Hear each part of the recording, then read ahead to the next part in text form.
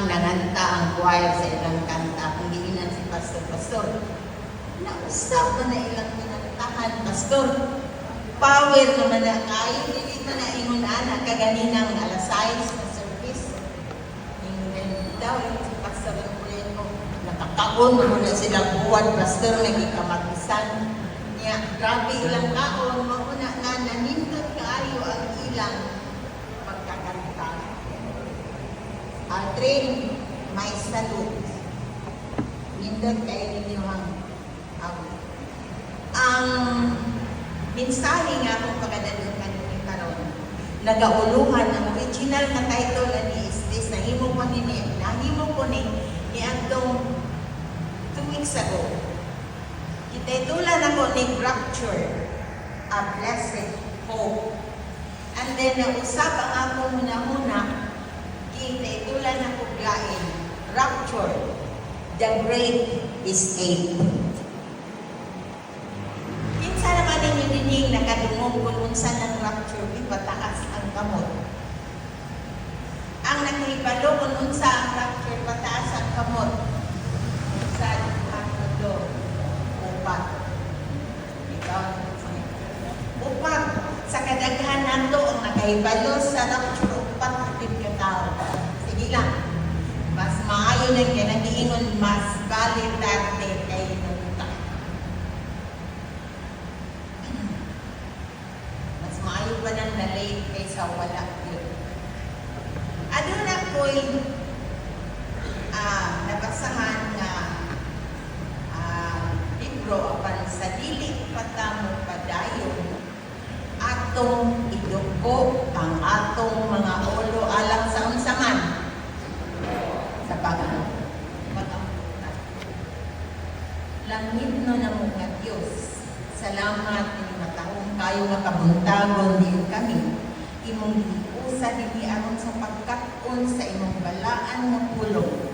Hinawag ta Ginoo nga ikaw magaania ka kanamo karon ug nga patubuha Ginoo ang among gugma kanimo sa matag adlaw.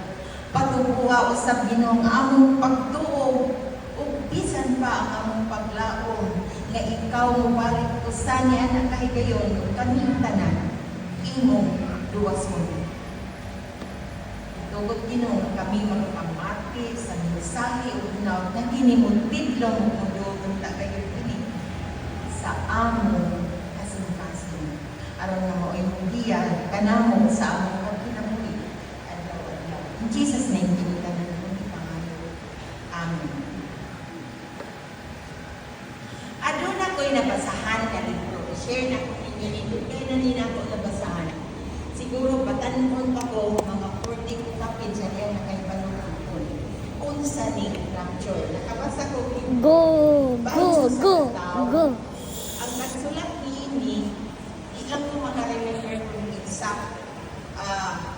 Mihulakway siya sa mga panghita ko sa dayon ng pagbalik ni Kristo o sa dihang mupunsad na si Kristo ikan sa langit. The book is about a person whose name is George. He is a businessman and extremely rich. Matag karon lubon niya siya magabiyahe alang sa iyang negosyo aron kini iyang mapalambo siya mahimong dato kaayo. Siya gikan sa Osaka sa dapit kay gitambong man siya Osaka convention diin ang nanambong niini pulos mga adunahan o pulos mga magpapatikayon, mga businessmen. He was aboard a he was aboard a supersonic jet plane. A supersonic jet plane carrying 1,000 passengers. Apan sa dihang ang abyon dito na sa itaas sa kapanganuran, alit kaayo makikimiday paingon sa ubos. From 80,000 feet high, miday kini paingon sa ubos. So kini si George, uban ang ubang mga pasahero na wagtangan sa panimuot na kulipan. Gikulbaan siya pag-ayo. Nahadlok siya sa sunod ng mga panghitabo. Adunay duha ka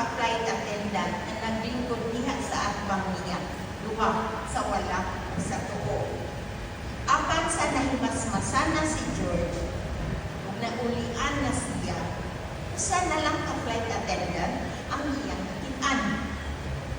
Miparog ang flight attendant o miadto sa pilot's haven. When she came out, nang luspan ang flight attendant palayo. Kay ang piloto di ay nawala o ang co-pilot ra ang nahibilin. Unya may tingog ang intercom kung nadunggan nila ang tingog sa co-pilot nga nagingon, "Ladies and gentlemen, something very unusual happened. We are not sure what, but please be calm. Everything is under control. Our pilot has disappeared. It caused the abrupt dive of the airplane. But nothing to worry. Your co-pilot has full control of the aircraft now. Please keep your seatbelts fastened." Kumani ni misiga ang mga mata sa flight attendant ipag-anak ni sa iyang pananaw sa unahan. Wala na ang mga pasahero usa sa makusog nga tingog bisyagit siya. Kay anang ay mga lingkuranan, wala na'y naglingkod. Hapit katunga sa mga pasahero ang nawagtang, wala na sa lingkuranan, nawala, na missing. When they landed, nakita niya ang mga pasahero sa airport, daghan kaayo kini because many flights had been cancelled due to crew members not reporting for duty. Gikuha niya ang iyang sakinan na nagparking sa isa ka bahin sa airport ug gikulik siya sa iya. Pag-abot niya, nakita niya ang auto sa iyang asawa. Nagsyakit siya na nagtawag sa iyang asawa o sa iyang mga anak. Pagwalay, nito ba? Walay isan usa sa iyang pamilya ang dito walay tao ang iyang balay. Pagsulod niya sa kwarto, iyang nakita ang Biblia na ihatag sa iyang asawa. Sa niya nakaadlaw, gatagan siya sa iyang asawa o Biblia. And then, she said, "George, there's a Bible by your bed." And the bookmarks at 1 Thessalonians chapter 4, verses 14 to 16, and 1 Corinthians 15, verse 53. Basahan ka na, George, and I'll see you at the rapture. Magkita ta sa rapture, George. Meaning, panahon na si George Lingkod. Nasayod siya nga niyang asawa, nga niyang mga anak, dili na niya makita. Kay na-raptured na sila. Nilingkod siya o midangoy-ngoy. Why didn't I read this before? When there was so much time for me. Why? Ibasa niya ang nibutangan sa iyang asawa o in a moment, in the twinkling of an eye, the dead shall be raised incorruptible, and we shall be changed. For this corruptible must be put on incorruption, and this mortal must put on immortality. Then we, which are alive and remain, shall be caught up together with the dead, together with them in the clouds, to meet the Lord in the air. Kaya ang Ginoo mauman ang manaog niya ikan sa langit. Una niyang banhaon ang mga nangamatay diha kaniya. And then pagkahuman niyang banhaw sa mga nangamatay, ang mga buhi pa nga nahabilin.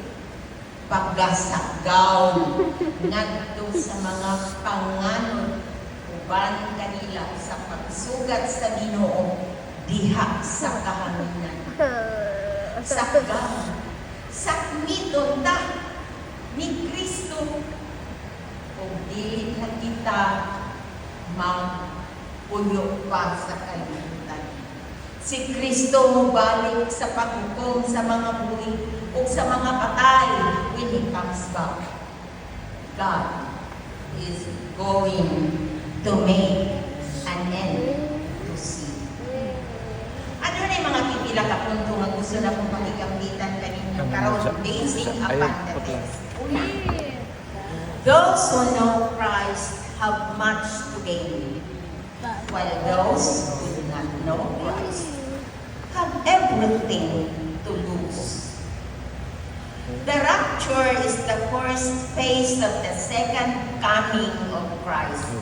Ang unang mahinabo sa dili pa si Kristo muarni ini sa yuta, i-rapture sa niya, sa gown sa niya ang iyahang mga anak, ang mga magtotoo nga nagkinabuhi sigo sa iyang mga pagtulungan.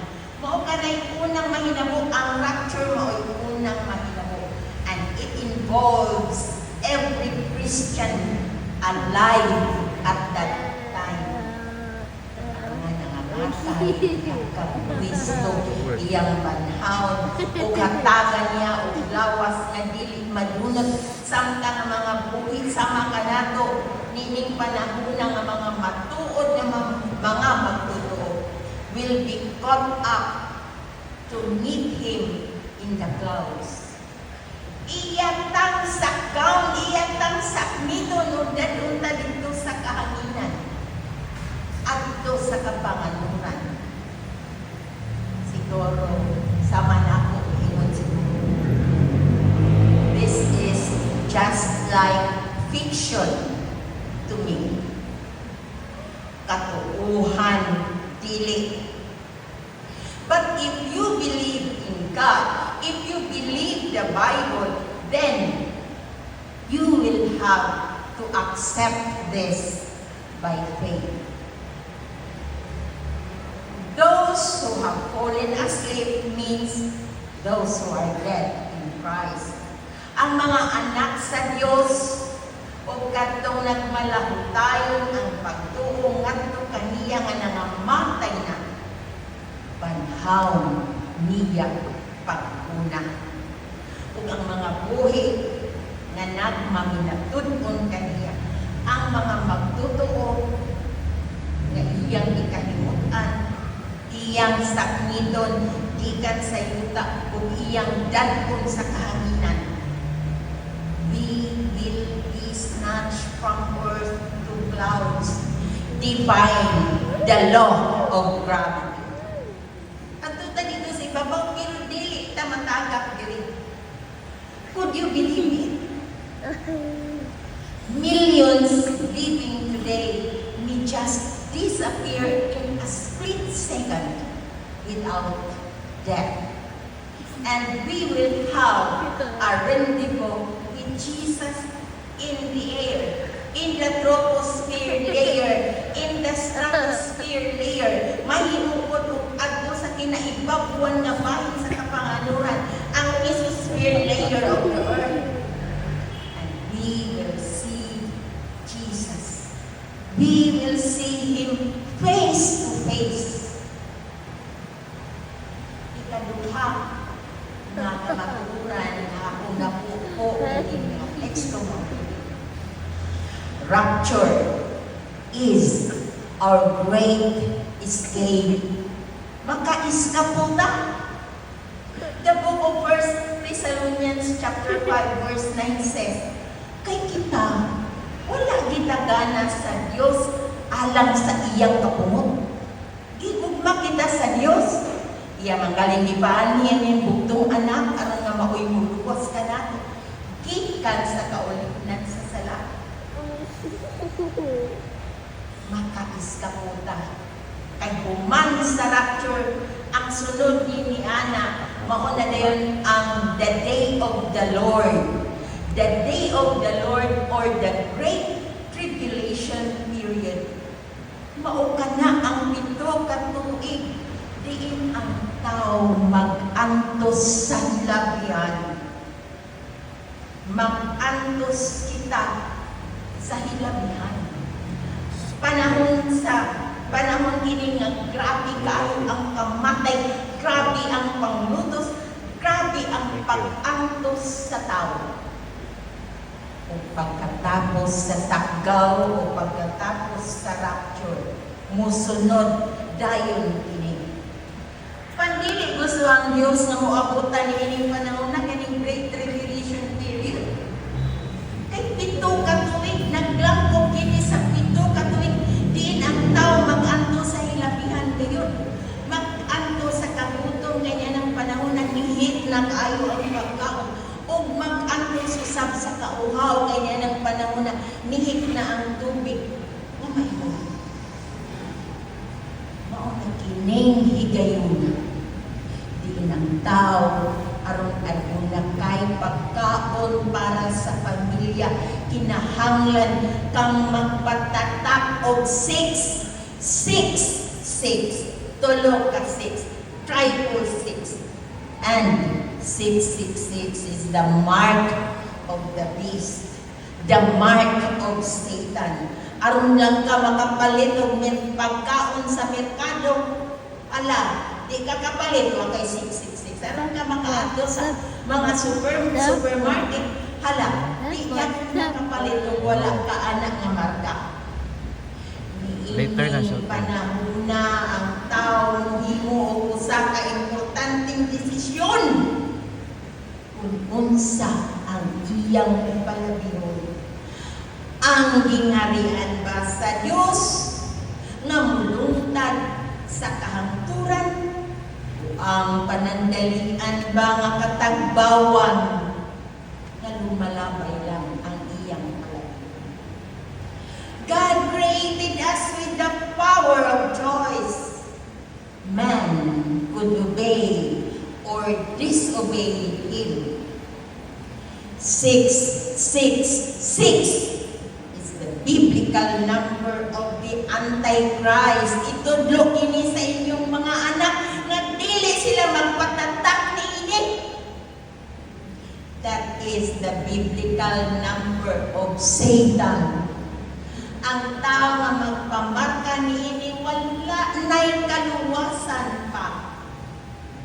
Buhi ka pa ang duha nimo katiil at tuan na sa impyerno sa dihang magpatatak kanini.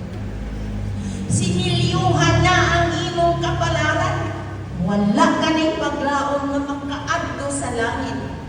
Maangko na sa tao ang tuman nga kapungot sa Dios. Rapture is our great escape. The day of the Lord is the period that begins with the Great Tribulation. Kung dili ni nato kasi natin, kung ma-rapture daw, saan nato pa sinati ani, lagtuan naman ta sa ibabaw, wala kita gitagana sa Dios alang sa iyang kaybut, alang sa iyang kapungot. Kitagana kita sa Dios alang sa iyang kahimayaan. So the wrath of God is the agony, the suffering of pouring at the beginning of the day of the Lord. Dako ang pagkumot sa Diyos sa kalibutan sa mga tao nga wala magmatinumanon kaniya. Dako ang iyang kapungot. Mao nga sakgaw niya ang iyang mga alagad, ang iyang mga anak. O adto sa kahanginan, ato siyang makita naong ug sa naong. We will be saved when God pours out His wrath. Mauna nga ang rapture, moingon ko ninyo, it is our great escape. Ikatulo, believers should stand firm. Ang mga propeta sa karaantugon, kung bisan pa sa pagtungtugon, nagapanagna na sa mga panghitabo sa kalibutan. 3/4 of which have already been fulfilled. 1/4 na lang ang nahibilin nga wala pa mahinabo, and rapture is among them.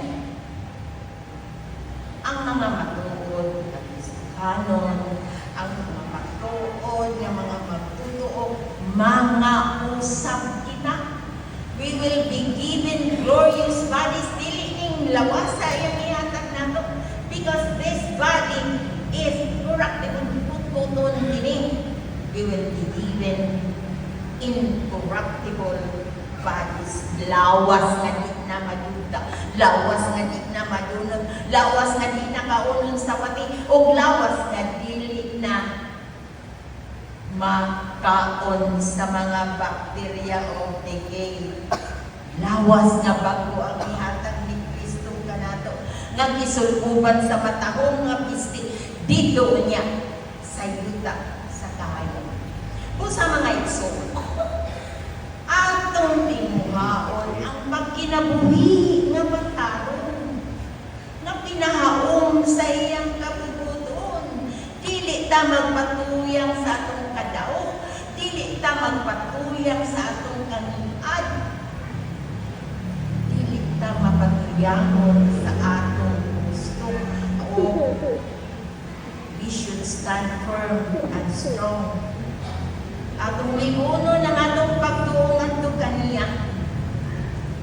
Maugod kini ang atong tinguhaon. Ang pagtuong nga gilubasan nakagamot na pag-ayo aron na sabisan mo sa nga panahon, sabisan mo sa nga mga panghitabo. Magpabilin kita kanunay nga malaumon sa iyang pagbalik, malaumon nga iyatang luwason, malaumon nga iyatang sakniton o sakaon.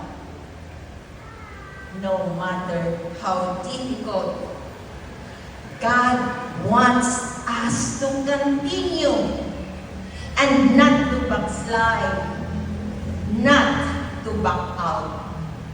Atong tinguhaon ang pagkinabuhi nga ligdong o may kataro, usa ka kinabuhi nga balaan aron nga dili nato masinati ang dakong kapungot sa Dios o ang manghilad nga mga panghitabo ni anang panahona.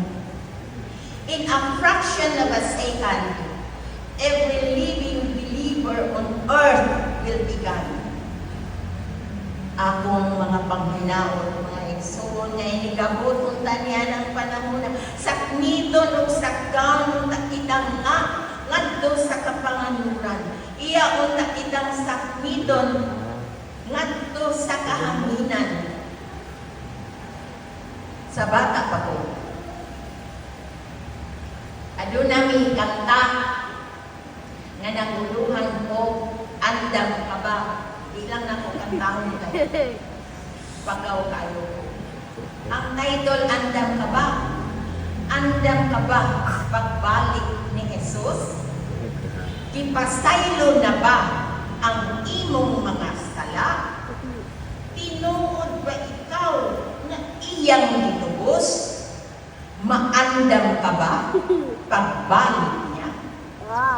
Ang chorus na ginon, ang duha magaling sa galinganan, ang duha matulog sa katulganan, ang usa kuhaon, pila na lang ang mahabilin. Kung ang usa na matulog sila, kung ang usa kuhaon, duha kabuk na galing, duha kabuk ang natulog, kung ang usa kuhaon, pila na lang ang mahibilin.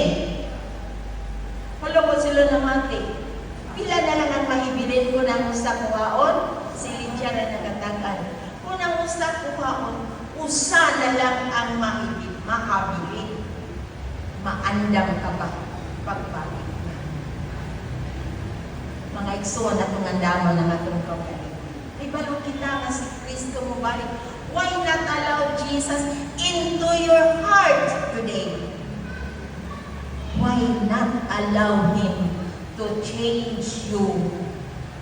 Only the blood of Jesus will seal you for the rapture. Ang dugo ragayod ni Kristo mao'y makaluwas ka nato. Makaluwas ka nato gikan sa gapos sa sala. Hinaot pa.